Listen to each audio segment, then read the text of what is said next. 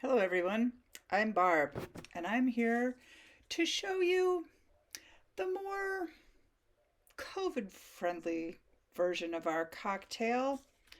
I'm calling it the 641.874. That's the general Dewey number for cocktails, or the TX 951 if you use Library of Congress. Anyway, this is the cocktail. Unlike Alex's lovely, classy rendering, or Patsy's sensible, thoughtful rendering, this is just when you gotta use what you've got on hand. So, ice. Use a bunch of it. Now, it's 1 part red juice, 1 part orange juice, 1 part vodka, top with bubbly wine, and garnish with orange and cherry slices. Your first ingredient, everything else is whatever you have around the house. But this is not a commercial for Market Basket, but this Market Basket fresh squeezed orange juice. I've not yet tried this cocktail today. This is just the way I talk. So we're just going to do 100 milliliters, including ice. Oh, it looks like we're doing 200 milliliters. This is going to be a big cocktail. 200 milliliters of that. Then, convenient red juice. I'm having a hard time. So you're gonna shake it first because you want to get all the nutrition from the bottom.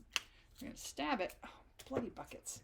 And then you're gonna add another 200. This isn't red, it's red flavored. Okay, red flavored juice. You're gonna take your generic Costco vodka and you're gonna put in another 200. I feel like this is a recipe for destruction. You know what? I'm just gonna do it. No, I'm not. No, I'm not. I'm putting in 100 milliliters, which already seems like an excessive amount of vodka, even for me. So this is gonna be on the weak side. All right, then, now, you shake it up. You've mixed your ingredients. Congratulations.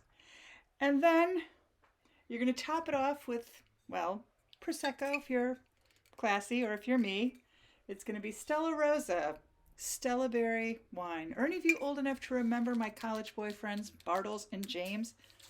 It's pretty much where they are. We'll start with another 100 just to get some bubbles in there. But you know what? This is super. I'm going to put in 200 because look, it's making it a pretty color. Lord, I'm going to be drinking this for a day and a half. Well, it's a 2-day conference. So I'll start with breakfast on Sunday and I'll have it done by Monday. All right. This is low alcohol wine. I'm just saying. It'll be okay. And then I'm sure, as you know, everyone should have a supply of generic maraschino cherries and an orange. So, but you know what? I like to double down on the maraschino cherries. And look, we have a handy piercer for our garnish.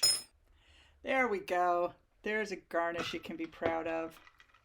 And you put it in there. Then, you know, if you're going to be doing the all-day sipping, you'll want to use a slender straw. And then at the end, you don't have to move it closer to your mouth. You can just lean in. Or if you want, you know, the full high test experience, you can use the big wide straw, which, why not, folks?